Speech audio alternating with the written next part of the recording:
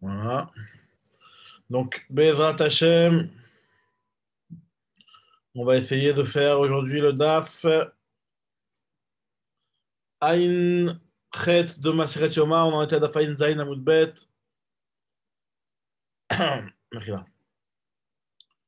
Ok. Désolé une seconde, je me mets en place. Voilà.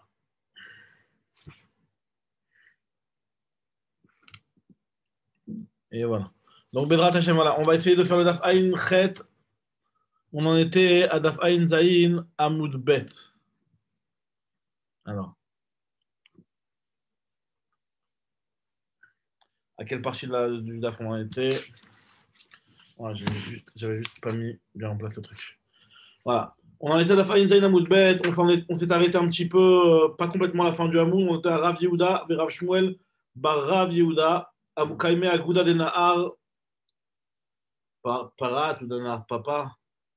C'est à peu près vers le milieu des grandes lignes. Bon, je remets un petit peu dans le contexte. On parlait dans la Gemara du Inyan de Rechitsa, Yom Kippour. On sait qu'à Yom Kippour, on n'a pas le droit de se laver. Et on avait vu, la Gemara s'était posé la question, est-ce qu'on avait le droit de passer dans la rivière pour aller écouter un shiur de son rave ou quoi que ce soit. On avait demandé, est-ce que le rave lui-même, il a le droit de tourner et d'aller voir son élève. On était rentré un petit peu dans ce point-là. On s'est arrêté sur le fait que quelqu'un qui a le droit de traverser la rivière pour un shiur, on l'autorise aussi le retour pour ne pas que la prochaine fois, il se prive d'y aller. Hop, voilà. Donc, c'est qui rentre, c'est Joseph. J'entends rien. Alors. Salut Joseph, Shavua Tov. Salut Shavua Tov, ça va? Ouais, toi, Baruch Hashem, très bien. Et il y a Asher, il vient. Asher, t'es doublement là. Ah, ok. Ouais. Shavua Tov. Comment ça va? Ça va? Et toi? Ça s'est bien passé? Ouais, Baruch Hashem, Baruch Hashem. Baruch Hashem. Ça va. T'es avec nous cette semaine ou pas? Ouais, je suis là si tu veux. Me cliquer pas là. Je sais pas, non. Je pense qu'il va y avoir plusieurs monde cette semaine. Bezrat Hashem. Bon, en tout cas, voilà, on venait de commencer là. En fait, on avait repris. J'avais juste un petit peu été Messakem, ce qu'on avait dit sur le sujet sur lequel on s'est arrêté. On commençait à parler de l'interdiction de se laver pendant Yom Kippour. Et on avait vu de traverser une rivière pour aller voir, pour aller écouter un shiur. On autorisait la personne à y aller et aussi à retourner. On autorisait l'aller et le retour. Voilà. On en est maintenant Rav Yehuda vers Rav Shmuel bar Rav Yehuda. C'est Daf Ain Zain Amud Bet. Daf Ain Zain Amud Bet, à peu près, je sais pas moi, c'est vers le milieu du Hamoud, quoi. Rav Yehuda vers Rav Yehuda. Rav Yehuda vers Rav Shmuel bar Yehuda. Donc, avec moi, va nous rapporter un autre cas où on a le droit de traverser la rivière à Yom Kippour. Rav Yehuda vers Rav Shmuel bar Rav Yehuda, vous Kaime Agouda de Nahar, papa, entre parenthèses, il se tenait au bord de cette rivière-là, le Nahar Papa, et à Mabra de Khatzad, un endroit qui s'appelait le passage, qui s'appelait Khatzdad, un endroit apparemment. Ve'ave Kae Rame Bar Papa, Mehargissa. Donc il y avait Rame Bar Papa qui se tenait de l'autre côté du fleuve. Donc d'un côté, il y avait Rav Shmuel et Rav Yehuda et Rav Shmuel Bar Yehuda. Et de l'autre côté, il y avait Rame Bar Papa. Il a demandé, Ramal et Ukali, ils ont crié vers Ramé Bar Papa, ils lui ont demandé est-ce qu'on a le droit de traverser la rivière pour venir te voir et te poser une question d'Alakha? Amarle leur a répondu Amarle Rav Yehuda, Rav Shmuel, Damret Arvayu, Over, Bilvat, Shelo Yotzi, Yadom, Mitachat, Chafet Chaluko. Voilà Rav Yehuda et Rav Shmuel qui disent ensemble que l'Alakha, elle est que même Shabbat, en réalité, c'était Yom Kippour, mais en fait, la question ce qui se pose, en réalité, cette halakha, elle est commune à Shabbat et à Yom Kippour, mais pour deux raisons différentes, en fait. Parce que l'interdiction de Yom Kippour, c'est par rapport au fait de se laver, et l'interdiction de Shabbat, c'est par rapport au fait de mouiller ses vêtements. Montré, il lui a dit que Rav Yehuda, on va dire qu'eux, ils ont parlé aussi par rapport à Kippour, hein, apparemment. Ils ont dit que, Rav Yehuda et Rav Shmuel, ils ont dit que, au vert, tu as le droit de traverser, mais il y a une condition. La condition, c'est quoi? Ubilvad shelo yotzi yado mitachat chefet chaluko. Donc, chefet, c'est le rebord, le recoin de son vêtement. Il ne faut pas qu'il sorte sa main dessous le recoin de son vêtement. Il faut qu'il ait sa main, hein, qui soit sous son vêtement. Pourquoi? Ça veut dire qu'en fait, au moment où il traverse la rivière, il ne devra pas soulever son chalouk pour ne pas qu'il se mouille. Pourquoi? Parce qu'en faisant comme ça, hein, finalement, comme Rachid explique, Rachid explique qu'en faisant comme ça, en soulevant son chalouk, et ben finalement, le fait de le mettre comme ça, le chalouk, finalement, il n'est pas d'une façon malbouche, il n'est pas porté comme un vêtement, et donc il y aurait un problème de Otsa. C'est-à-dire que si jamais la personne, au moment où elle veut traverser la rivière, elle porte son, euh, elle porte son vêtement en soulevant les shulaïm de son vêtement, et ben finalement, c'est un chinouille, enfin, c'est une façon bizarre de porter le vêtement, et donc ça ne s'appelle plus un malbouche, donc il y aura un problème de Otsa de faire comme ça. D'accord? Donc là, c'est ce que Rachid explique ici. En réalité, il y a, par rapport au Ilchot Shabbat, dans Ilchot Shabbat, c'est marqué un petit peu différemment. La raison pour laquelle on doit faire ce chinoui-là, dans Ilchot Shabbat, c'est marqué qu'on doit faire ce chinoui-là, hein, pour qu'on ait un équerre de ne pas venir faire une srita. Maintenant, ici, c'est rapporté dans un autre contexte. C'est le même chinouille, mais en réalité, pour une autre raison. Pour Rachid dit, pour ne pas que, en le portant, enfin, finalement, le fait de faire comme ça prouverait que ton vêtement, tu le portes pas. Enfin, ça montrerait comme si ton vêtement, tu n'es pas en train de le porter en tant que malbouche, puisque ce n'est pas une façon de porter un vêtement où tu as les trois quarts du vêtement qui est sous le toit. Alors, Ika Damri, il y en a qui rapportent ça un petit peu différemment.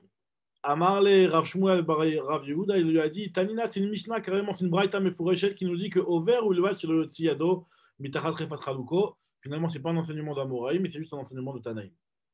Enfin, c'est carrément un enseignement de Tanaïm plutôt. Maintenant, on continue la Gemara. Matkif la Rav Yosef. Rav Yosef, il lui dit maintenant, on revient sur l'histoire de ce qu'on avait dit plus haut, qu'on a le droit de traverser la rivière Ad Savaro jusqu'au cou. Maintenant, la Gemara va dire mais attends, mais de traverser une rivière jusqu'au cou, c'est quelque chose que même le Chol n'autorise pas. Il y a une sakana, et elle va nous apporter une braïta où on va voir que c'est une sakana de traverser une rivière de cette façon-là. Donc, comment ça fait que tu m'avais dit juste avant dans la braïta, tu m'avais dit que j'ai le droit de traverser la rivière jusqu'au cou? Je dis la Gemara, Matkif la Rav Yosef, Ubechol, qui a Gavna, Mishare, est-ce qu'on a le droit de faire une chose pareille, le Chol? Actif, pour toi, marqué dans Yecheskel. Alors, dans Yecheskel, là-bas, on parle. Alors, je ne sais pas si vous vous rappelez, on avait vu dans Matsechet Shkalim le fleuve qui va sortir du Beth Amikdash. Il y a un fleuve qui va gérer du Beth Amikdash qui est très très puissant. Et on avait déjà vu un petit peu dans Matsechet Shkalim comment il allait commencer doucement, doucement, Karne Chagavim, et puis après, il allait jaillir et être très puissant. Et là-bas, dans ce fleuve-là,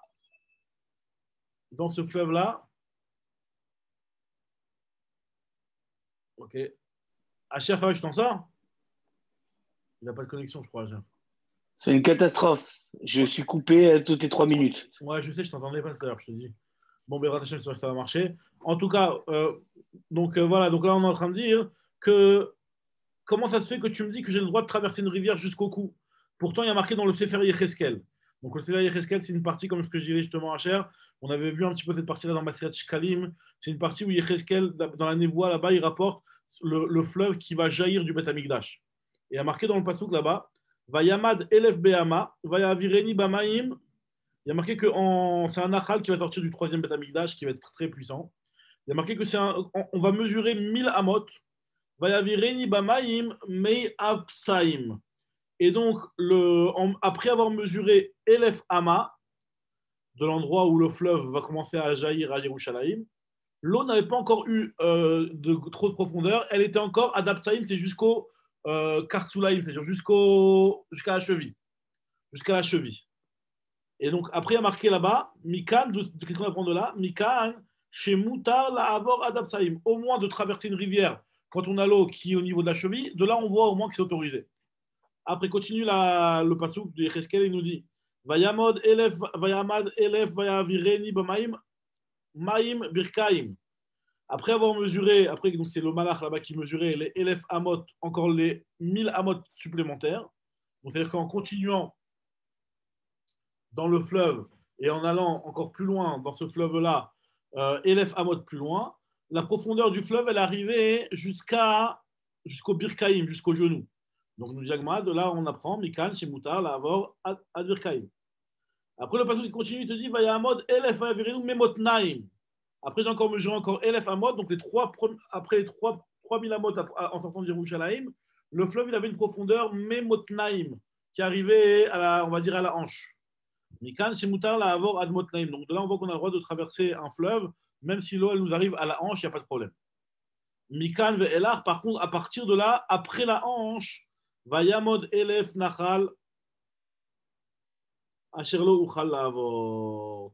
Vayamod Elef, donc j'ai encore mesuré 1000 Amot, et Nachal Asherlo Uchal Lavor, après je ne peux plus passer. Le Malach il dit ça, donc après que l'eau a commencé à être encore plus profonde que la taille, je ne peux plus passer. Donc la Gemara pose la question à partir de là, tu vois bien qu'on n'a pas le droit de traverser un fleuve si l'eau elle dépasse la taille. Donc comment tu veux que tu me disais toi que je peux Yom Kippour, si je dois aller écouter un shiur, traverser le fleuve et traverser même si l'eau elle m'arrive au cou. Normalement je ne peux pas faire ça. Alors Amar Abaye lui a dit non, c'est différent là-bas. Shane Nachal d'Irdi Femaya. Ce Nachal là, le Nachal qui va les Hatides sortir de Yerushalayim, c'est un Nachal qui est très très puissant et qui jaillit avec une pression très très grande. Donc c'est pour ça qu'on n'a pas le droit. Mais sinon, on tame de se laver dans un fleuve qui est calme et de traverser jusqu'au cou, c'est autorisé. Il me dit la Gemara.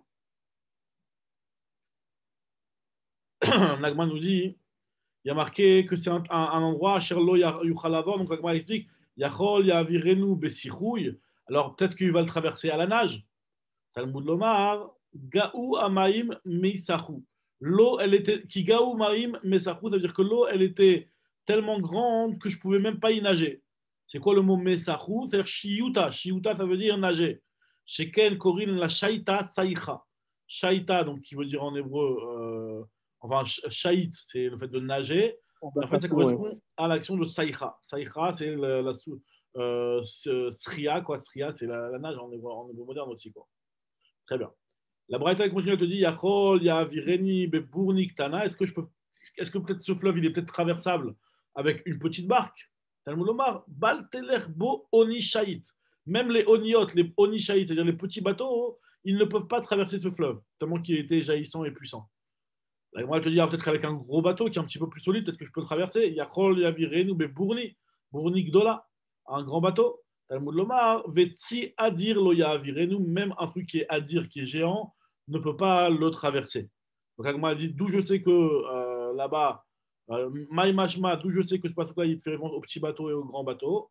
Alors Agma explique qu'il est Targum Rav Yosef, comme ce que Rav Yosef avait l'habitude de traduire, parce que Rav Yosef, il était baki, lui, dans les Targumim. Sur le passage où il y a marqué Baltelerbo Onishait, lui, il traduisait Lotazil be Sfinat Sayadin. Ne pourront pas passer dans ce fleuve des bateaux de chasseurs. Et les bateaux de chasseurs, c'est des petites barques, des petits bateaux de pêcheurs, quoi. Ou Bourni Rabati, Loteguzina, et les grands bateaux ne pourront pas le traverser. Donc on voit que ça correspond exactement à ce qu'on vient d'expliquer. En tout cas, moi, je continue à rapporter un petit peu d'autres informations sur ce Nahal qui va sortir de Yerushalayim. Nous dit la Gemara, Marav Yehuda ben Pazi, Af Malach Hamavet en lo reshut la avor betocho. Même le Malach Hamavet ne peut pas le traverser ce fleuve-là. Pourquoi?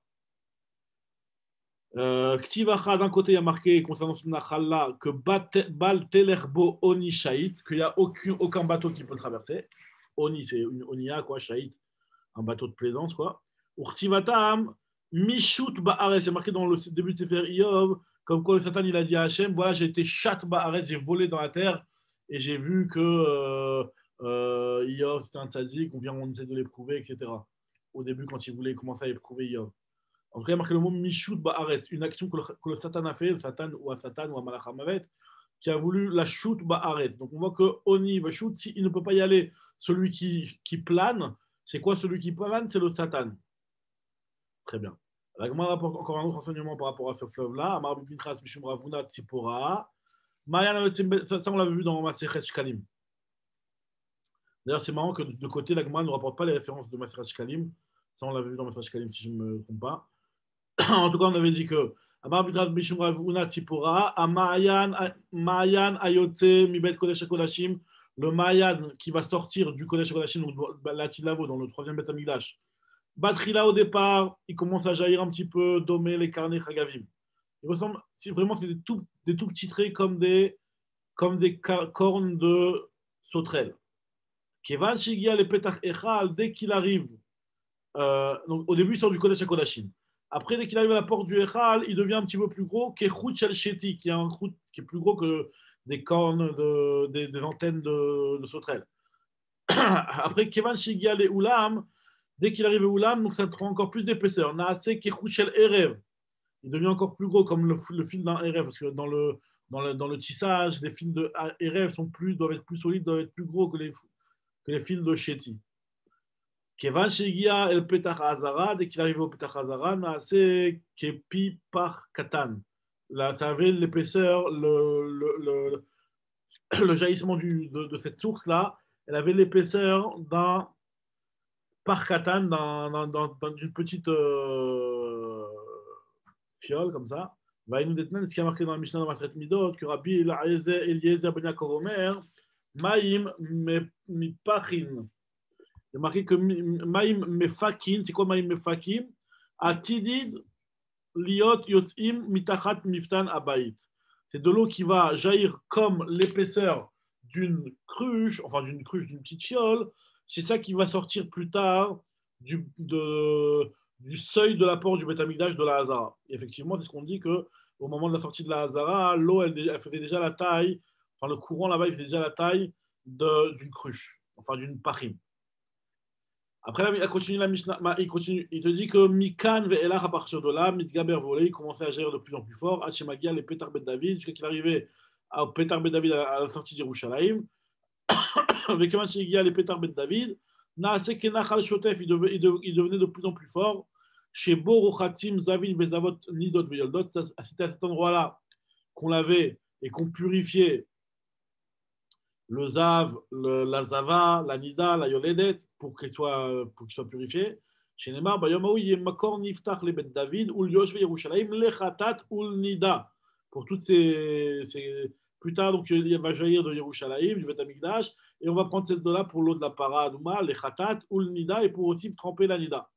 Rav Yosef, lui, il apprend ce pasouk-là, nous dit la Gemara, Rav Yosef, Mikan, de ce pasouk-là, du fait qu'il y a marqué que c'est Raoui, les Dvinat Nida, on apprend de là, hein, que Remez, les Nida, chez Tricha, Leishevat Savara Bamaim.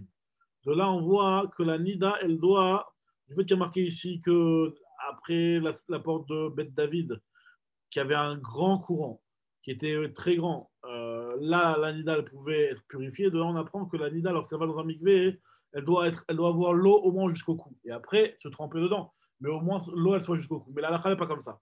Et la lacha n'est pas comme ça. À partir du moment où il y a Arbaïm Sea dans un mikvé, même si l'eau, elle est dans un bassin plus large et que l'eau, elle ne lui arrive pas jusqu'au cou, à partir du moment où elle peut entièrement se tremper dans l'eau, c'est autorisé. Très bien. Continue la Gemara maintenant. La Gemara, elle revient sur ce qu'on avait dit plus haut, qu'il y avait des cas où on avait le droit de traverser Ad Savaro, Biam Kippour.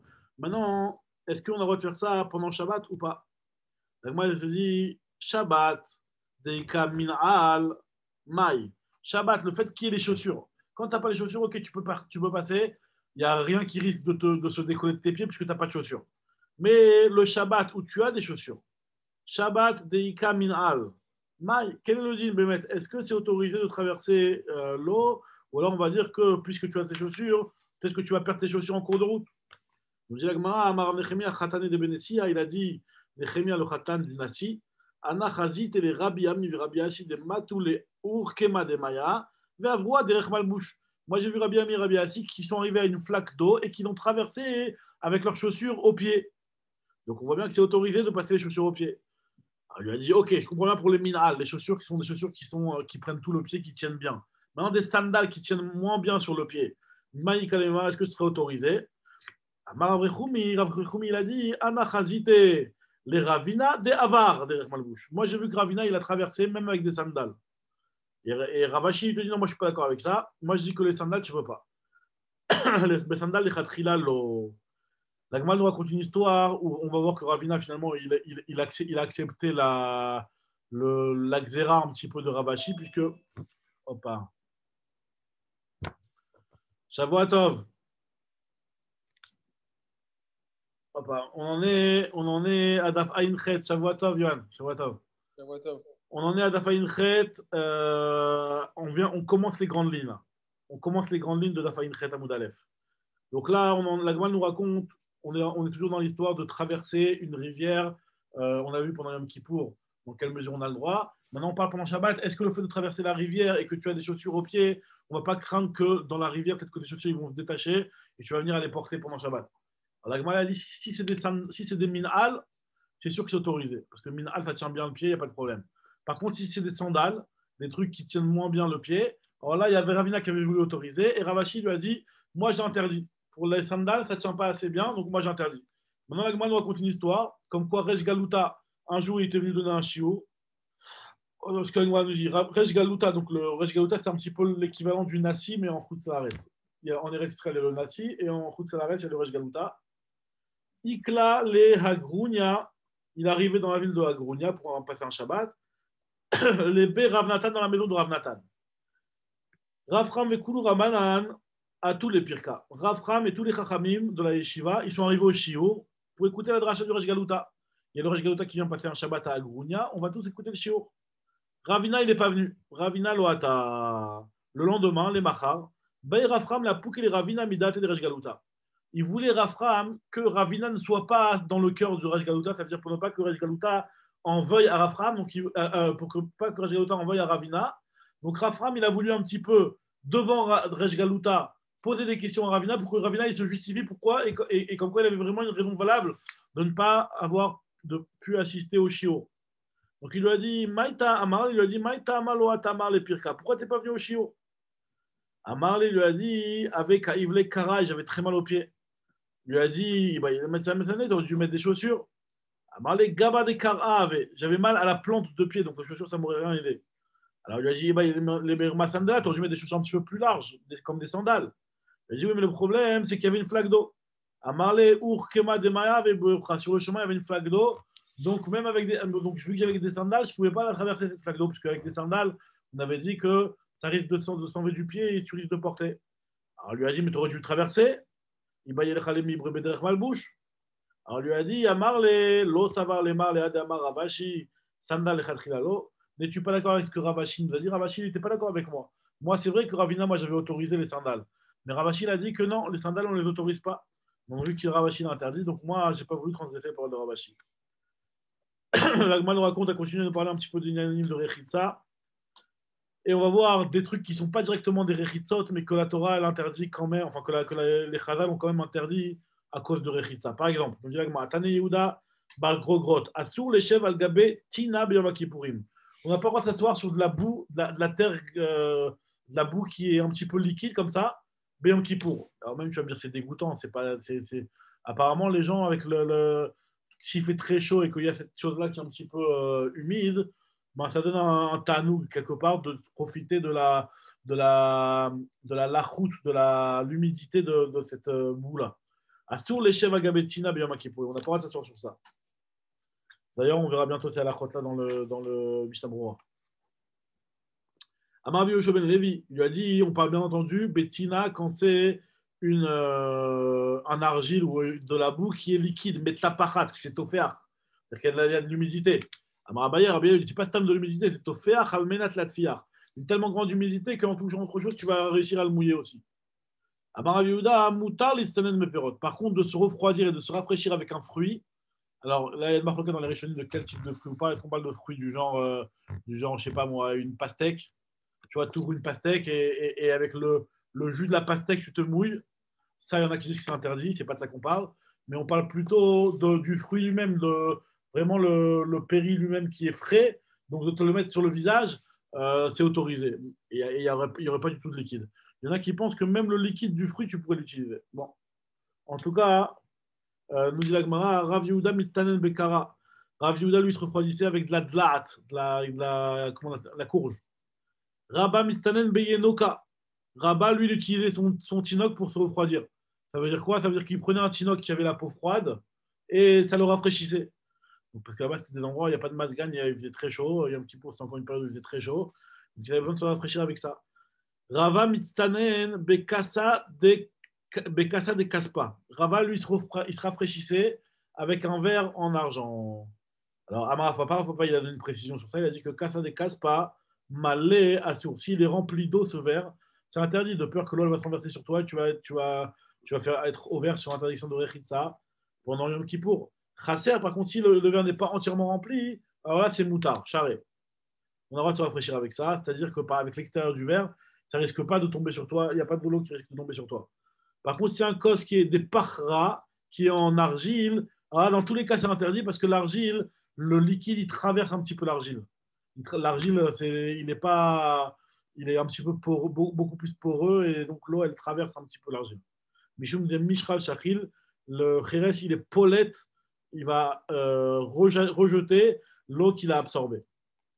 Ravashi Amar, donc Rav Papa, il y en a qui disent Rav Papa, il y en a qui disent Ravashi, il te dit que Bekasa ne casse pas, Chasser, Assour, si c'est un verre en argent, même s'il n'est pas entièrement rempli, c'est interdit de peur que dans le mouvement, tu risques de te renverser quand même. Mishum de Misdarib.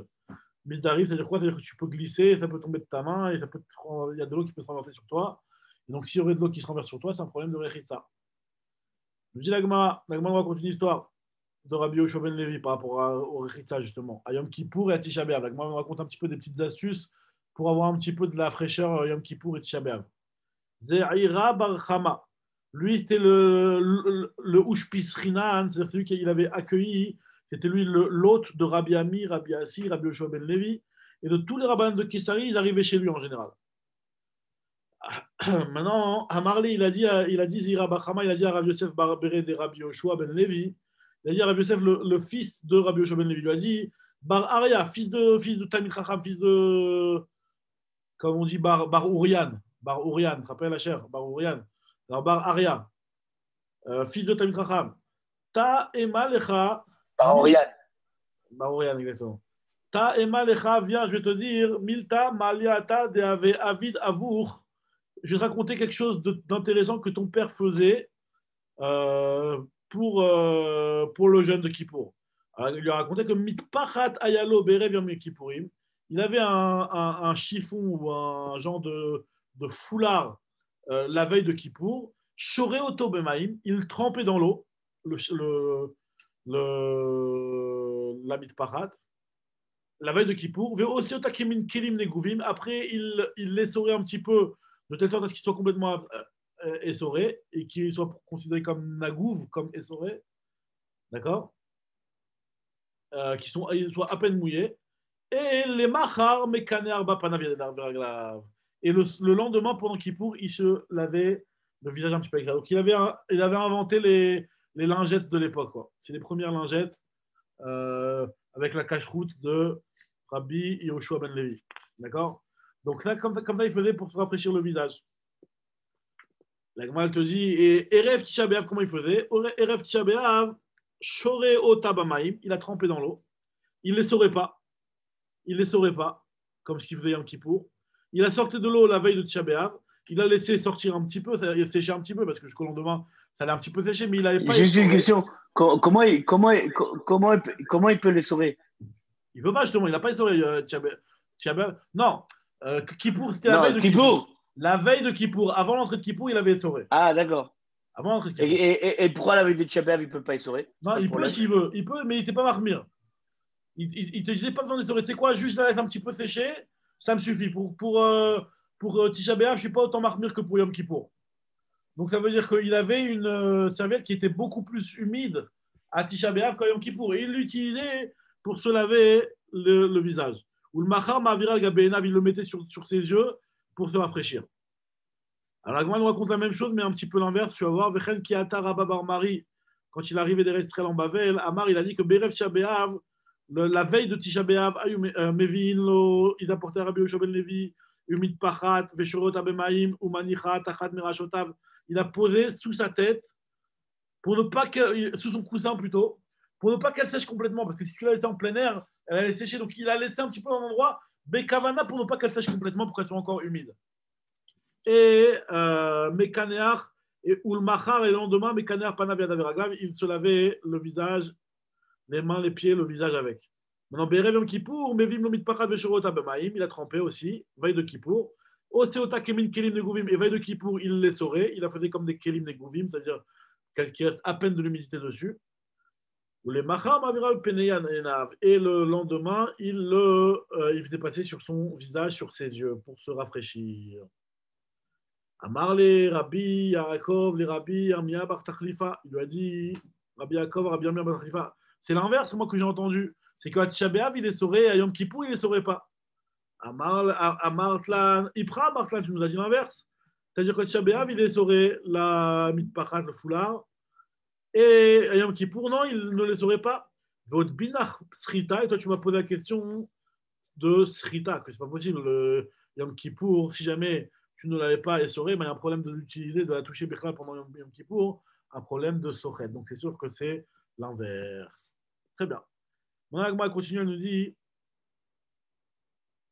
là, elle va nous rapporter une Sheila qui a un petit peu rien à voir au début, mais pour revenir sur Yom Kippour dans la Sheila d'après. Alors nous, on sait que normalement, un Bechor, c'est quoi la halakha de Bechor normalement? Minadine, c'est quand Israël il a un Bechor qui vient et qui naît dans son troupeau, il doit le donner au Kohen, le Kohen il apporte au Beth Amikdash et il mangeait la viande tranquille. Maintenant, Bismanazé, qu'il n'y a pas de Beth Amikdash, malheureusement. Donc, ce qu'il faut faire, c'est que le Kohen doit le garder jusqu'à qu'il y ait un moum, et dès qu'il y a un moum, il le mange.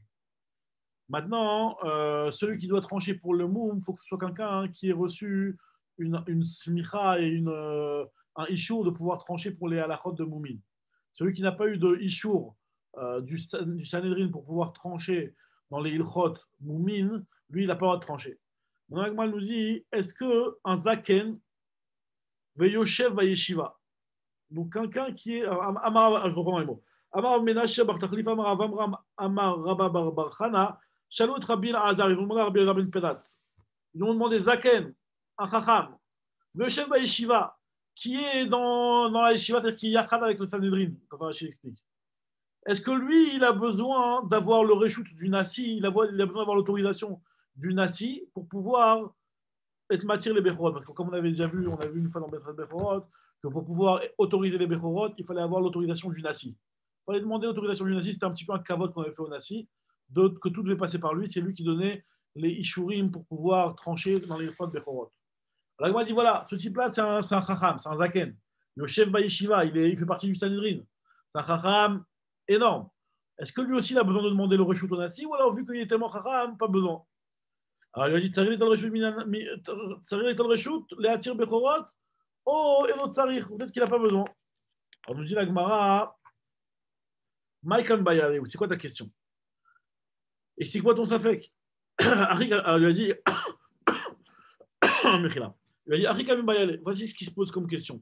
Kihad Amar Rabbi Rav Idi Barabin, un petit peu dans le même ordre d'idée de ce que Rav Idi Barabin a dit, que Davarze, cette histoire-là, de Netilat Reshut, de demander l'autorisation pour pouvoir autoriser un Bechor, Inichu Laem le Benesia Kede Leidgaderbo. Finalement, c'est un kavod qu'on a laissé au Nasi, de devoir passer par lui. Leidgaderbo, c'est pour que c'est un petit peu Leidgadel,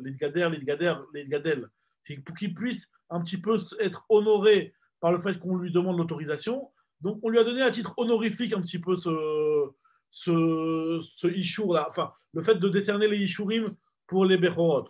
Est-ce que devant un Chacham, on lui laisse ce kavod ou alors pas besoin?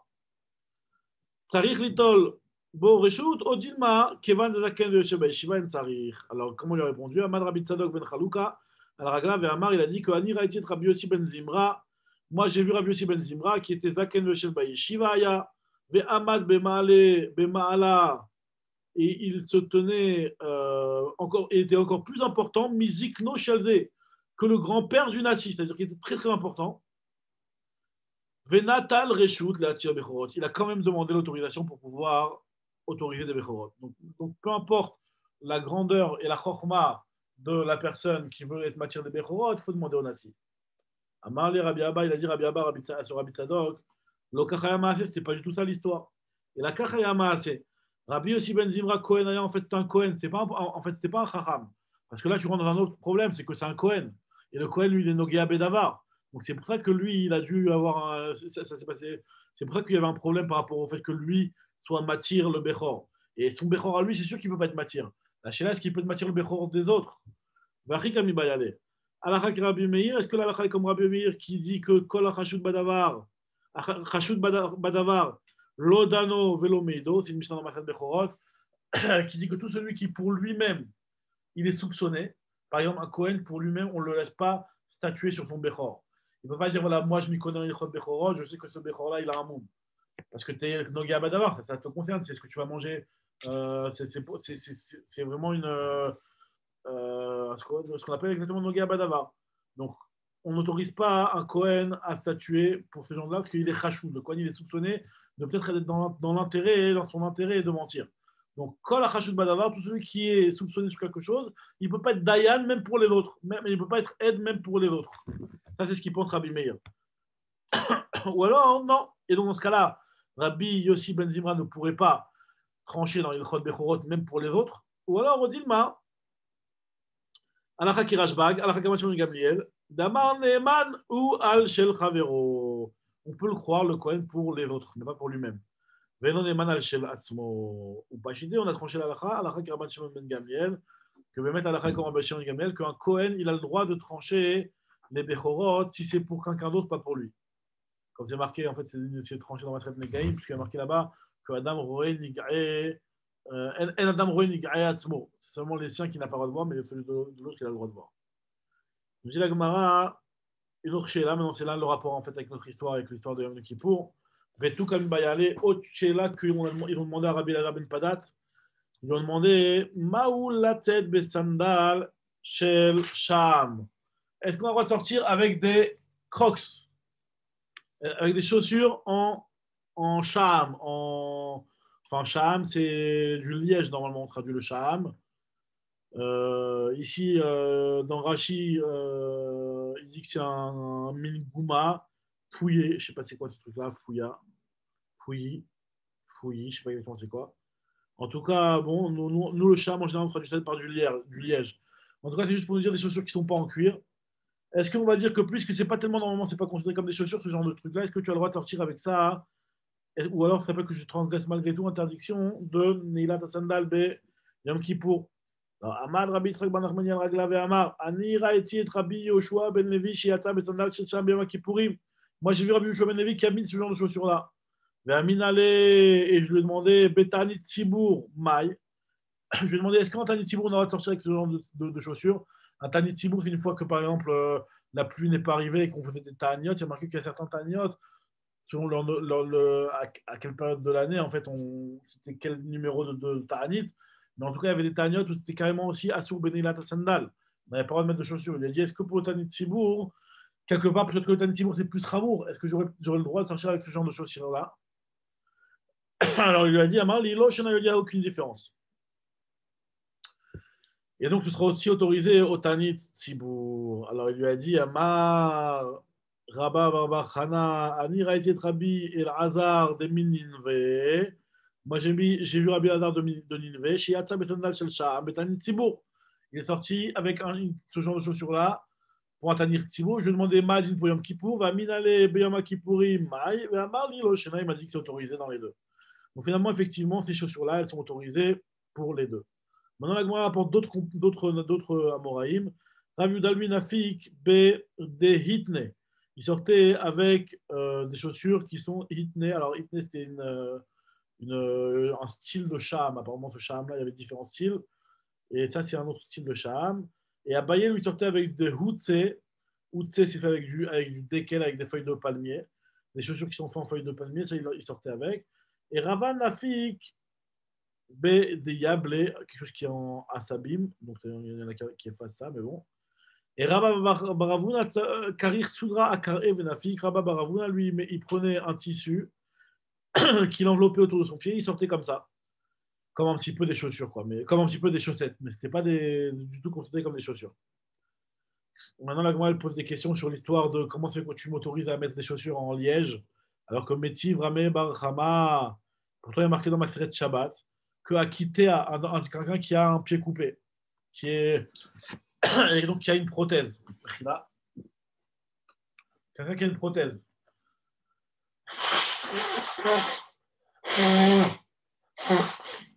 Désolé. Quelqu'un qui a une prothèse. Il y a marqué Metivram Barhama. Akité, il y a marqué que celui qui porte une prothèse, Yotse Bekav Shelo, il peut sortir avec sa prothèse, ce petit morceau de bois qui lui sert de chaussure, qui lui sert de pied en fait. Pourquoi? Parce que ça protège son pied, c'est comme une chaussure, c'est des malbouche, il n'y a pas de problème de sortir avec. Comme ça, il pense Rabbi Meir, du vrai Rabbi Meir. Rabbi aussi observe, Rabbi aussi lui dit non, c'est pas vrai, c'est interdit. Pourquoi? Parce que lui, il te dit que vu que c'est pas quelque chose qui peut être mis par n'importe quelle personne, donc c'est pas des chaussures, ça s'appelle pas des malbouche, et donc c'est pas considéré comme un minal, c'est considéré comme un massoy, comme un porté pendant Shabbat. Mais Tania là, et sur ça, il y a marqué sur cette Mishnah-là, Veshavin, Sheasur, la Tzedbo Yom Kippourim. Par contre, pour Yom Kippour, tout le monde est d'accord que c'est interdit. Ça veut dire quoi? Alors, il explique Rashi. Alors, de dire que Rabbi Meir, lui, qui est autorisé, va interdire à Yom Kippour, ça, il n'y a pas de trilouche. Parce que à partir du moment où Rabbi Meir, lui, l'a autorisé, c'est parce qu'il considère que c'est une chaussure. Si c'est une chaussure, c'est sûr que c'est interdit à Yom Kippour. Même une chaussure en bois. Hein. Remarquez, on parle d'une chaussure en bois. Mais c'est sûr que c'est interdit à Yom Kippour d'après Rabbi Meir. Le chidouche, c'est que même d'après Rabbi aussi, qui lui a interdit pendant Shabbat parce que c'est justement, c'était pas une chaussure. Il a interdit pendant Shabbat alors que c'était pas une chaussure. Et malgré tout, Yom Kippour, il interdit aussi alors que c'est pas une chaussure. Donc la question, elle se pose, comment ça se fait que les chaussures en liège, quand bien même tu ne l'appellerais pas des chaussures, mais Yom Kippour, ça devrait être interdit. Alors là, moi, je te dis, Amar, Abaye, et Abaye t'a répondu, il te dit que non, là-bas, tu sais pourquoi c'est interdit pendant Yom Kippour? Parce qu'en fait, des hitbek titin, ou mishum ta'anu. Parce qu'en fait, dans les chaussures, on parle que dans la prothèse, il y a des ktitim, des petits morceaux de coton comme ça, qui vont amortir le pied. Et il va avoir un ta'anouk d'avoir son pied coupé, quoi, qui est dans cette chaussure-là. Donc c'est à cause du ta'anouk qu'on interdit et pas à cause de la chaussure. Alors l'agma tout de suite, elle va s'étonner, elle va dire, je ne comprends pas. Le ta'anouk, depuis quand le ta'anouk en soi, c'est interdit? Ce qui est interdit, c'est un ta'anouk dans la chaussure. Le ta'anouk, on l'a bien défini dans 5 isurim différents. Ce n'est pas tous les ta'anougim qui sont interdits. Par exemple, tu peux sentir, tu peux avoir du réar, même si c'est un ta'anouk, ce n'est pas interdit. Donc l'agma va se poser toutes ces questions-là. Premièrement, l'agma le demande, Amar le Rava, Ve'ilav Manaou, si ce n'était pas un Kéli, ce truc-là, cette prothèse-là, est-ce que les ktitines vont les rendre chaussures? Ktitines, majvelé, manat, ça va les rendre comme des chaussures pour que tu considères que c'est une chaussure et que c'est interdit pendant Yom Kippour. C'est pas à cause de ces petites doublures en coton bien agréables, molletonnées, qui va rendre le truc chaussure. Véod, et en plus, autre question, lui demande Rava. Kol ta'anouk de lav min al, si c'est un ta'anouk qui n'a rien à voir avec l'interdiction de porter une chaussure, Beyom Kippourim mi asou, est-ce que Beyom Kippourim c'est interdit, un truc comme ça? C'est pas interdit Yom Kippour, un truc comme ça. Il a dit, la preuve en est que Rabba Ravuna avec Karir Soudra et Benafik, tu vois bien que Rabba Ravuna, il mettait un morceau de tissu autour de son pied, il sortait avec ça. Tu vas me dire que c'est un ta'anouk, c'est interdit? Non, c'est pas une chaussure. Vu que c'est pas une chaussure, il n'y a pas de problème. On lui a dit, en plus, Sefa, du fait que dans la Sefa de la Mishnah, là-bas, il y a marqué que im yeshlo bet kibul ktitin tame, que si jamais la prothèse, elle a un réceptacle, pour pouvoir recevoir le pied avec justement des ktitines rembourrées comme ça, avec du coton ou du tissu comme ça, c'est tamé parce que ça s'appelle que c'est un clé en bois qui a un bet kiboul. Alors, moi, je te dis, Miklal, Derechal, Lav, Bedeit, Lektitinaskina. Tu vois bien que si la Céphale parle d'un cas comme ça, c'est que la Réchal ne parlait pas d'un cas comme ça. Donc, je ne comprends pas comment tu as pu m'expliquer. Alors, comment il explique Rabat? Il te dit, non, finalement, ce n'est pas du tout ça la marloquette entre Rabbi et Rabbi aussi. La marloquette est complètement différente. Et là, Marava, Leolam, Dekulal, Minal, où tout le monde considère que cette prothèse-là, c'est considéré comme une chaussure. Et donc, c'est pour ça que Yom Kippour, c'est interdit, parce que c'est une chaussure. Non, mais Shabbat, tu sais pourquoi Rabbi Meir il autorise? Pourquoi Rabbi aussi lui l'interdit alors que c'est une chaussure? Mais Shabbat, bien appliqué dans Marloquette, c'est de savoir est-ce que là, il y a un risque que cette chaussure se détache pendant Shabbat. Bien appliqué que Mar, ça va, donc Rabbi aussi lui pense. Gadrina Dimamishtamit, on craint peut-être que cette chaussure elle va se détacher. Il va venir apporter à Bahamot. Et Rabbi Meir, et Mar Savar, Gadrina, Rabbi Meir, il pense que non, on ne tient pas compte de ce problème-là. Très bien. La Gemara continue, elle te dit Tanoura Banan, elle rapporte une braïta par rapport aux Ktanim et aux enfants, dans quelle mesure on doit leur faire participer au Inouïm de Yom Kippour. Alors, manger et boire, on sait très bien qu'on a le droit de donner à manger et à boire aux enfants. Maintenant, quel genre de Inouï on va mettre aux enfants? La Gemara dit par exemple les chaussures en cuir, ça c'est une chose que même à des tinokotes, tu ne leur mets pas. Tanoura Banan, tinokot, mutarin bekulan, chous minilat sandal. Les tinokotes, tu peux tout leur donner sauf nilat sandal. Alors, la Gemara va essayer de comprendre pourquoi. Alors que les Ktanim, ils ne sont pas Mechouyavim Bamitzvot. C'est quoi le problème? Le problème, c'est que c'est toi qui vas le faire trébucher, c'est toi qui vas. On sait que normalement, un gadol, il n'a pas le droit de donner à manger du issour à un katan, quand bien même le katan n'est pas encore bar chiyuva. Donc c'est l'interdiction de sfiat issour, de donner du issour. Ça, on sait très bien que c'est interdit. Mais moi, je comprends pourquoi on fait une différence entre les chaussures et le reste alors. Maïchenanila, ta sandale, pourquoi dans les chaussures, tu me dis que d'Amré, parce que les gens ils vont te dire que c'est les grands qui l'ont mis, et les gens ils vont se dire que les Gdolim, ils ont mis les chaussures au Ktanim, qui est quelque chose de Issou. Donc c'est pour ça que on ne doit pas mettre la chaussure au Katan, pour ne pas que les gens viennent à croire ça. Alors moi, je dis pareil pour la Rechitza ou pour les autres Inouïm. Anach Nami, Amré, Inche Avdelou, les gens ils vont se dire que c'est nous qui les avons lavés, c'est nous qui les avons parfumés. Des Inche Avdelou, Rechitza, Vesicha. Moi, je te dis, non, c'est pas la même chose. Parce que le lavage, les gens ils peuvent te dire que ça a été, ils l'ont lavé, ce tinoc-là, ils l'ont lavé avant Yom Kippour. Imar, mais etmol avdele. Alors, moi, je dis peut-être que les chaussures aussi, quand les gens ils vont voir un tinoc avec des chaussures, pourquoi ils vont commencer à mal juger? Peut-être qu'ils vont se dire que non, ils l'ont mis depuis la veille au soir. Alors, moi, je dis oui, mais on ne dort pas avec des chaussures. C'est sûr de dormir avec des. Enfin, on va voir que c'est Toem Ta'amita, celui qui dort avec des chaussures. Normalement, on ne dort pas avec des chaussures. Alors, Sandal, Nami, Eimar, et moi l'Avdelé, peut-être que je suis aussi, tu les as mis depuis la veille. Donc, moi, je dis non, Sandal, Lo Efchar, de mettre moi l'Avdelé. C'est impossible que ce soit depuis la veille qu'il les ait mis, puisque Damar Shmuel, Ayman, Debaï, les Mit Amtama, Demetuta, celui qui va avoir le goût de la mort, qu'est-ce qu'il fait? Qu'il dorme avec ses chaussures. L'Israël Messané, Véligné, qu'il dorme avec ses chaussures. Pourquoi? Parce que, bon, il y en a qui disent un petit peu Al-Pikabala, il y en a qui disent que non, ça fait un gadol, badavar. Bon, sans rentrer dans les détails. En tout cas, nous dit Agmara, donc c'est pas possible de dire que la raison pour laquelle les chaussures, c'est pas possible qu'on se dise qu'il les a mis la veille, que les chaussures, ils vont. C'est pas possible de dire, mais là, que les chaussures, on les a mis la veille, parce que normalement, on les met pas la veille. Agmara dit, il y a marqué que le Tinokot, on a marqué Moutarim, je crois que c'est les Khatrila. Donc, c'est-à-dire que ce n'est pas seulement que Bediavad, c'est que Mamash, même si jamais le Tinoc qui vient de demander à un gadol de lui donner à manger, de lui donner à boire, de le laver, etc., on a le droit de le faire. Il n'y a aucun problème de le faire. Alors, moi, je te dis, là, tu as raison. Hanar Delav Rivitayu, ça va dépendre quelles sont les choses qui vont permettre à la croissance, comme ça, la Rivitayu, c'est les gadels, derrière Guidoulo, qui va permettre à faire grandir le Tinoc. Hanar, ces choses-là, Delav Rivitayu, qui ne sont pas nécessaire pour la croissance, enfin pour le bien vivre du Chinook. Par exemple, Neila Tassandal, c'est pas très grave. Alors là, les Chachamim, ils ont interdit de ne pas le faire même enfin que les grands ne le feront pas même pour un katan pendant qu'il y a un kippour. Autant que les autres issues de la Torah, qu'un gadol n'a pas le droit de donner entre les mains d'un katan.